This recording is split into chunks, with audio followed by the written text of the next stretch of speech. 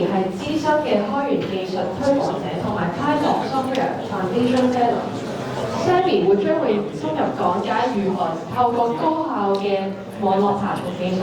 為 Agentic AI 嘅 RAG 系統提供高質素嘅資料支援，並會展示結合 AWS 技術嘅實戰應用同埋最佳嘅實踐。有請 Sammy。好，唔該。好，大家好啊！咁好少可以用廣東話嚟講拖，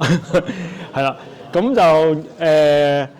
今日咧，其實最主要係講下啲喺即係 AI 年代裏邊點樣去做一啲web querying 嘅嘢咧？到底即係喺我嘅經驗裏邊會遇到啲咩嘅pain points 啊？咁同埋即係有啲咩可行嘅解決方案啊？同埋即係喺 AI 年代嘅時候咧，咁到底 web querying 呢樣嘢有冇啲新嘅演變咧？咁今日分享呢啲嘢啦，咁同埋即係都會講翻即係我喺 web querying 嘅任何嘅 solution 裏邊會點樣去利用到AWS 嘅 service 咁樣啦，係啦。咁我叫 Sammy 啦，係啦。咁就我自己即係頭先個 host 都有介紹過啦。咁我自己都即係都長期用 Python 嘅 developer 啦，可以話係啦。咁亦都有搞一啲香港嘅 Python 嘅conference 啊咁樣。咁所以我呢個原因係我成為咗即係 Python Software Foundations 嘅fellow members 啦，係啦。咁就我自己經驗咧，咁我其實咧就計下，咦原來我自己已經有25年咧係做啲 web querying 嘅嘢啦。咁由一啲好仲係 Web 1.0嘅時候，已經即係上網去幫唔同嘅人去喺網上邊去攞啲資料出嚟啦，係啦咁樣啦，係啦。咁開頭講緊梗係已經講緊幾萬隻嘅 record 啊，咁到而家啲 data 越嚟越多咁樣啦，係啦。咁最早期我就用 Perl 嚟去做 web querying 嘅，係啦。咁後尾就流行，即係都自己其他 project 用 PHP 啦，咁變咗都有曾經一段短嘅時間用 PHP 啦。但係之後咧，我用咗 Python 嚟去做 web querying 咧，已經講緊係20年到啦，差唔多係啦。咁亦都Query Agent.ai 就係一個我自己新 register 嘅 domain 啦。咁其實都係因為自己都做緊一啲 web querying 嘅freelance 嘅 service 啊 consultancy 嘅 service 啊，咁變咗本來係用緊啲好舊嘅 banding， 咁而家整到個新嘅 banding 啦，繼續去做緊啲客嘅嘢啦，係啦咁樣。咁係啦，咁今日咧就會講下呢個 Agentic AI 啦，同埋 RAG 啦，咁點解需要 web querying 啦？亦都係講緊喺 AI application 裏邊有啲咩 pain point 咧？如果去 interact 去同真實世界裏邊而家可能每一日嘅新嘅資料啊、新嘅 web data 啊，到底有啲咩 pain point 啦？係啦，咁同埋就係有啲咩 web querying 嘅工具同埋技術咧，係 for 今日係 Agentic 同埋 RAG 啊，甚至乎 MCP， 即係去做呢啲嘅唔同嘅 MCP clients 啊、RAG 嘅嘢啊嘅時候，咁到底有啲咩 tools 同埋 technique 去 for web querying 啦，係啦。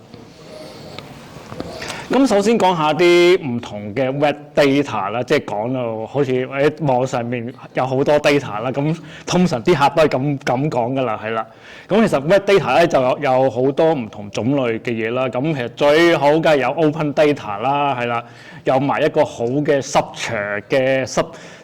咗嘅 data 例如 JSON 啊，而且佢係 open 俾你去，已經 license 授權咗俾你去即係攞嚟用啊。咁呢啲係最好啦。咁例如可能係政府嘅data.gov.hk 啦，咁立法會亦都有佢自己嘅 open data 啦。咁呢類型咧通常都係 open data 嚟嘅，係啦。咁當然係唔係話例如頭先所講政府啊、立法會啊有 open data 係咪代表所有 data 都係 open data 咧？咁當然就唔係啦，係啦。咁變咗，如果你係想例如即係我用啲冇咁 business 嘅例子嚟去講啦，即係例如你攞氣象嘅資料。咁其實係好講緊10年前嘅時候咧，都係仲講緊佢有 open data， 但係啲 open data 係唔會想用嘅，係啦咁樣啦。咁變咗你真係想係攞氣象資料，基本上都係走去香港天文台，你個 weather 走去香港天文台嘅網站，然後咧就再自己去做一啲嘅處理啊等等，先至會變成你係一個 production 用嘅 data for 你嘅 applications 啦，係啦。咁另外例如有 share data 啦，咁呢個就少人講啲，但係會喺 business size 會多啲人去用嘅，即係佢哋唔中意用 open data 呢個字，亦都係比較敏感啲，佢哋會即係都會例如一啲 commercial 香港某啲 commercial 嘅大型機構咧，同佢哋講係有冇啲 share data 咧，咁就會容易去傾啲嘅，係啦，咁啦，咁通常佢哋比較open data 嚟講就冇咁 open 啦，唔係話任人去用啊，或者任你去 access 啊，咁呢啲 share data 啦。咁另外就API 啦，咁如果做一啲 cloud 做開啲 cloud 嘅 service 嘅公司咧，咁其實佢有機會會有 API，尤其是即係外國嘅公司啦，咁亦都係一個途徑去攞一啲嘅 web 嘅 data 啦。咁冇呢3樣嘢點算啊？就係 website 啦，係啦。咁你個 web server 嘅 application 咧，就係要 deal with 佢嘅 HTML 啊、JavaScript 啊、CSS 啊，咁你就同呢一堆嘢去玩啦，係啦。咁所以就係如果而家去到 AI 年代咧，咁其實我哋做得多 AI 咧，咁其實就會有2種嘅 data 啦，一種structure 啦，最好嘅有 JSON 啊等等啦，係啦。咁嚟做 MCP 卡人啊，乜都得啦，係啦。咁但係如果你係可能係喺網上邊嘅撈嘅資料咧，咁其實多咗一個渠道嘅，咁唔需要去 pre-process 咁多落去 structure 咗資料嘅，就係一啲unstructured 嘅 data 啦，例如可能係一啲 markdown 啦，係啦。咁講少少agentic 嘅 AI 嘅 concept 啦，咁 agentic 嘅 AI 咧就係即係你個 AI 會自動去決定埋同埋處理同埋 planning 到底佢點樣由個 input 嘅 request 去 deal with 佢攞一啲咩嘅 source 同埋即係到底係咪 reasonable 去攞某一啲嘅 source 之後咧，再pass 翻入去個 LLM 嗰度，再去做個 output 啦，係啦。咁呢個一連串嘅嘢就係呢個 agentic 嘅 AI 所做嘅嘢啦。咁另外 RAG 咧就係咁大家會用一啲出邊嘅 LLM 嘅 model 啦。咁其實佢只係有一啲可能係講緊半年前嘅資料嘅啫。咁如果你係講緊係例如可能今個月啦，或者係今個禮拜嘅嘢咧，咁你通常有一啲內部嘅資料咧，咁你通常咧就會係將唔同嘅 source 去整合埋，去擺落去，佢用一個 RAG 嘅 technology 咧嚟去做你嗰個AI 嗰個腦啦。咁另外 agentic AI 嘅 RAG systems 咧就係用埋個 AI 嚟去喺個 RAG 個 pipeline 嚟去處理埋一啲唔同嘅 data 啦，係啦。咁 MCP 咧就係一種嘅AI model 嘅 standard 啦，去點樣係同個 LLM 嘅 model 咧，同埋 external 嘅 tools 同埋 data source 去 communicate 啦，係啦。咁呢個有陣時係最理想啦，但係有陣時例如可能一啲嘅內部嘅文件性嘅嘢啊 workflow 上嘅嘢啊，咁其實未必用MCP 啦，可能都係 RAG 擺啲 document 咁樣啦，係啦。咁AI 方面咧，咁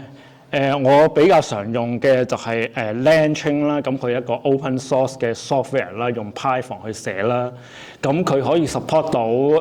你可以用單一個 LLM 又得，或者你用唔同嘅 LLM 嚟去做你個AI 嘅 applications 又得啦。咁佢亦都係可以係去 access 唔同嘅 external 外部嘅 data 啦。佢叫做 document loaders 嘅，又或者換個概念咧，其實你可以當佢係 RAG 啦，係啦。咁例如可以 document LangChain 嘅 document loader 可以 support 啲咩嘢咧？其實好多嘅。咁最 common 例如有CSV 嘅 file 啊，有 cloud service 啊，即係例如你Google Drive 嘅上邊嘅嘢啊，或者係唔同例如AWS S3 嘅嘢啊，咁你都可以用佢個 cloud 嚟去 load 啦，係啦。咁有Word document 啦、HTML 啦、JSON 啦、Markdown 啦、PDF 啦。咁佢每一個唔同嘅 document loaders 咧，其實有佢嘅強項同埋弱項嘅，係啦。咁所以我自己 prefer 就係、即係當然最理想嘅我自己最理想嘅寧願用 Markdown 唔用 PDF 啊，唔用 Doc 啊，係啦，我自己嘅經驗上都係啦。咁另外佢亦都可以用 MCP 嘅 editor 嚟去用 MCP 嘅嗰個 protocol 嚟去同唔同嘅 MCP clients 啊嚟去 communicate 啦，係啦。咁另外就係佢可以 specify 個 AI application 嘅 workflow 啦。咁佢用佢裏邊就叫做 training 嘅嚟去嘅 terms 嚟去 define 個 AI application 嘅 workflow 嘅。咁佢亦都可以 support 到 prompt management 啦。咁你 AI 嘅 prompt 你可以用佢嘅 prompt management 同埋佢嘅 template 嚟去做啦，係啦。咁落到去 web crawling 嗰部分啦。咁 LangChain 嘅做 web crawling 咧，如果你唔係做開 web crawling 呢個行業嘅話咧，咁如果你就咁望嚟去 LangChain，咁梗係用 LangChain 入邊嘅 web crawling 啦，係啦。咁你見到呢個LangChain 嘅 Python 嘅 example 嘅 program 啦，咁你會見到佢係用一個LangChain 嘅 community 嘅 document loader 叫做 web-based loader 啦。之後咧，咁佢就load 呢個 web-based 嘅 loader 揼埋個 web path 落去啦，就係例如 ESPN 咁樣。咁然後就 load 個 document 啦，即係 load 個 HTML 啦。咁睇下 load 唔 load 到啊 ，load 到咁可能佢攞裏邊嘅 content 擺落去個 database 嗰度先，咁樣啦。如果冇嘅話，咁啊當 return error 咁樣啦，係啦。啊，好似好簡單喎。咁有啲咩 common issue 咧喺 web crawling 嗰度？咁例如你會遇到有啲有啲嘅 website， 咁其實佢好 sensitive 一啲 HTTP 嘅 cookies 啊、headers 啊。咁如果例如你個 HTTP 個 request 咧裏邊冇佢 specific 佢嗰個 website， 或者佢個 web application， 甚至乎係佢嘅 web server， 如果你冇佢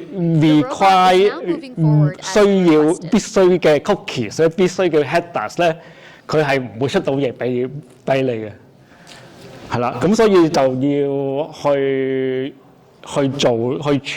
處理呢啲嘅 issue 啦。咁另外就係而家有啲網站咧，咁其實佢個 content 其實係dynamic嘅 content 嚟嘅。咁其實佢唔係寫咗落去 HTML 嘅 file 之後先至抌過去個 client 嘅 browser 嗰度嘅，或者抌去你嗰個 web crawler 嗰度嘅。咁變咗你需要係攞咗佢個 HTML require 嘅嚟 JavaScript 啊咁樣嚟喺你嗰個 client size 嗰度再 render 翻 file 最終嗰個嘅web content 出嚟啦。咁呢一個就亦都唔係一個簡單嘅處理啦。咁另外就係你會面對就係、即係佢隨時佢個 hypertext 佢 HTML 個濕牆會改變啦。可能你人眼睇，呢一個旅遊網站好似冇變到喎，但係可能佢裏邊嗰個 HTML 架構變咗咧，咁亦都影響到你個 web crawler 去攞個資料出嚟啦。咁同埋甚至乎佢嗰個 layout 亦都有唔同嘅版本，亦都有可能，因為可能個 website 做緊 A/B test 啊，又或者佢唔同嘅國家去 access 緊同一個嘅網站嘅時候，可能個版面個 layout 有少少唔同嘅，係啦。咁同埋就係例如啲network 嘅 response 嘅 issues 啦，咁好你用 web browser 睇，用人眼睇，咁你見到咦冇問題啊，睇到個網站啊，但係佢可能你用到一啲 web crawler 嘅時候咧，咁其實佢可能出啲唔同嘅古怪嘅 HTTP response 俾你嘅。咁如果你見到 HTTP 200咧，通常都係正常啦，但係400、500呢啲咁當然係一啲出咗啲問題啦，係啦。咁甚至乎你見到有時佢係出到201俾你，但係可能係佢係做咗啲手腳係唔俾你攞得到啲資料嘅，係啦。咁變咗有唔同呢啲咁嘅情況出現啦。咁同埋會可能嗰個 website 會有啲 weight limit， 即係你例如你用個 backend 啦，係咁可能一個當係一個shopping 一個網購平台咁樣。咁如果你係咁例如我玩波鞋咁樣，可能有1000對波鞋，然後你逐個 page 去撈啊，逐對波鞋嚟撈入邊啲資料啊。咁其實佢可能會有一啲嘅速度嘅限制，可能每分鐘俾你幾多個 call 啊。咁當然仲有其他古怪嘢啦，例如 captcha 啊，同埋我最近聽嘅就係喺我哋做 web crawling 都有 conference 嘅，原來 web crawling 都有係啦。咁conference 嗰度都有啲講者分享啊，原來佢做某個 search engine 去撈 result 咧，會遇到有 temporary 嘅 IP ban 啦，甚至 permanent 嘅 IP ban 都會有嘅。咁所以有啲咩 solutions 咧？即係如果喺 web crawling 嘅技術嚟講，咁例如可能你用啲 headless 嘅 browser 啦，用一啲global cloud 嘅 level 啦，即係好簡單，例如 AWS 啦，咁佢有唔同國家唔同地方 data center。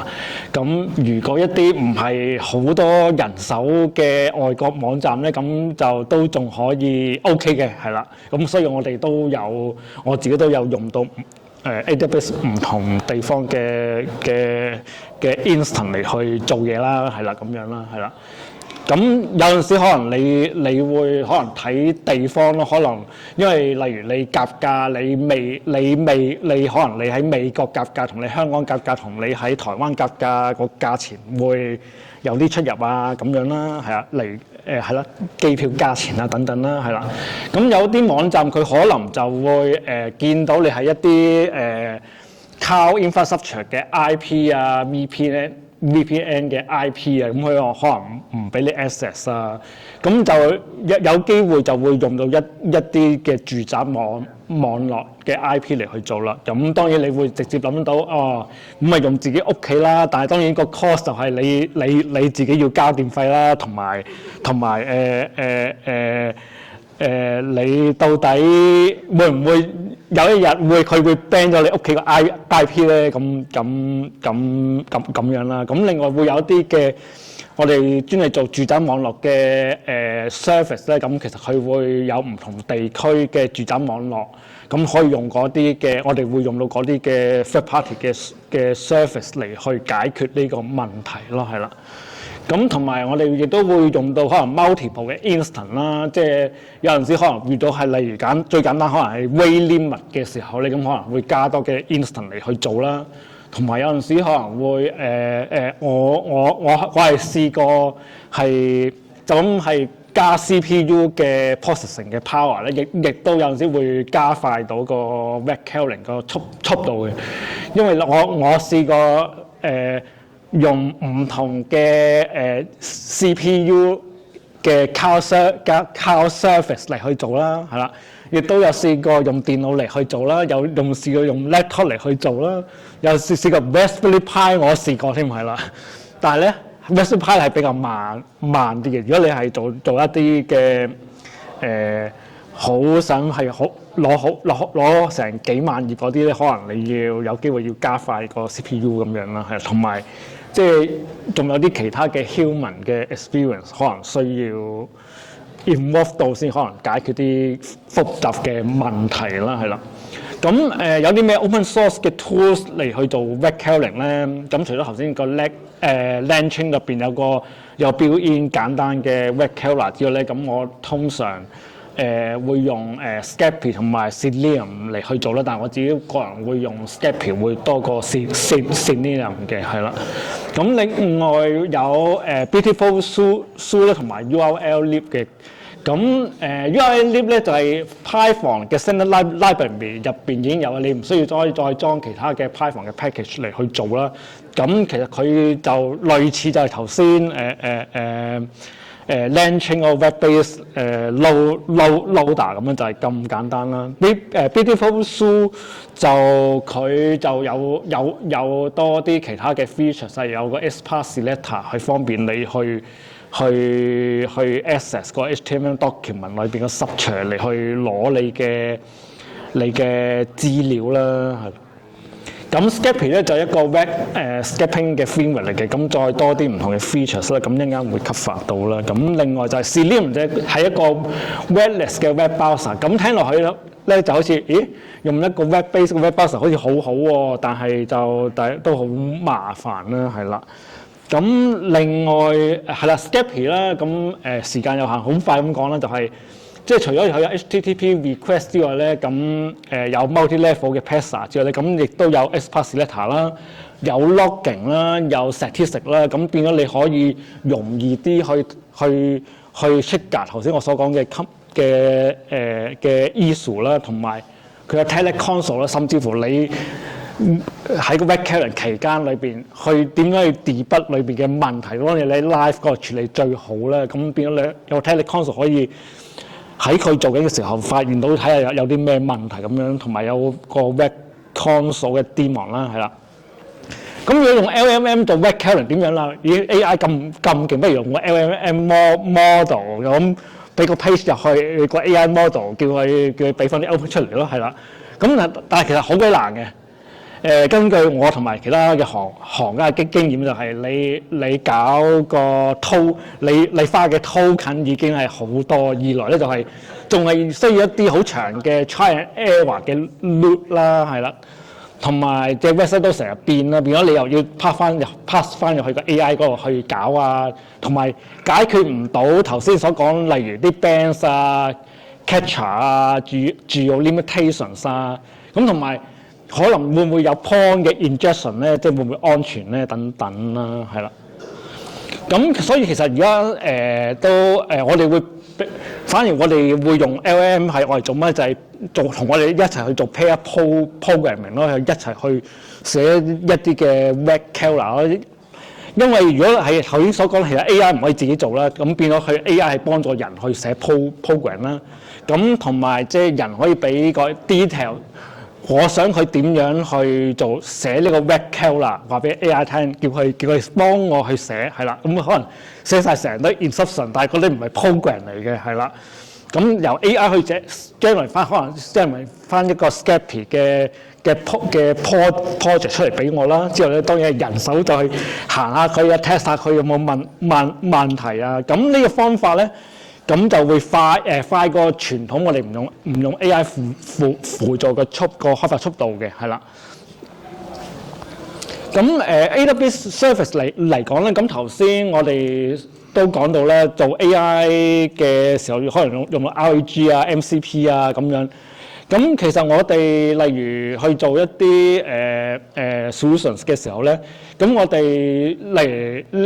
LangChain，我哋都肯定會用到一啲唔同嘅 database 去擺個RAG 啦，可能一個 in-memory 喺個 memory 入邊嘅 database 啊，又或者係MongoDB 就係一個 hard disk 裏邊嘅database 啊，咁兩個都做到個RAG 嘅 vector store 嘅，咁但係就係我哋唔會係同一嚿嘢擺埋一齊啦，即係唔會話 LangChain 同個 database 擺埋同一個 server 啦，咁通常都係分開啦。後尾就發現咧，AWS 有 MemDB 有 DocumentDB，即係如果細個客你不如幫你起個啊，但係個 cost 就多啲喎咁樣，定係叫佢用 MemDB 咁樣咯，係啦。咁變咗我哋就會抌翻入去 MemberDB 同埋 DocumentDB 再做其他嘅 processing 嘅嘢啦，係啦。咁LangChain 其實都出咗好多年啦，咁但係就近年就AWS 個 Bedrock 咁又多咗個 Agent Core 啦，咁 Agent Core 可以做到部分 LangChain 嘅嘢。咁如果一啲簡單嘅 AI applications 咧，咁其實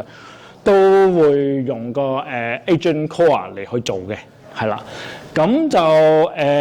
今日嘅資料可以去翻cloudagent.ai 嗰度去睇翻啦，同埋即係對於喺 AI 年代做 AI applications 去 access 一啲 external data 嘅時候，咁點樣遇到啲咩問題，咁你可以隨時 email 俾我都得嘅，係啊。咁今日就係咁多啦，多謝各位。